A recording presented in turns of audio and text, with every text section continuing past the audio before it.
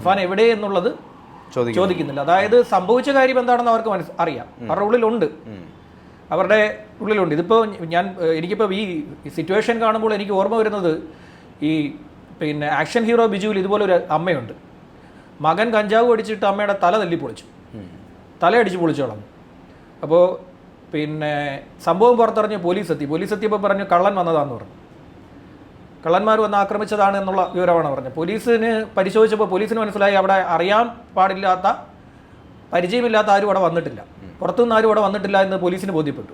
പോലീസിന് മനസ്സിലാവുമല്ലോ പുറത്തുനിന്ന് ഒരാൾ വന്നോ വന്നില്ലയോ എന്നുള്ളത്. അവർ പരിശോധിച്ചപ്പോൾ അവർക്ക് മനസ്സിലായി അവിടെ ആരും വന്നിട്ടില്ല എന്ന്. അതാണ് ആ കഥ, നടന്ന കഥയാണത്.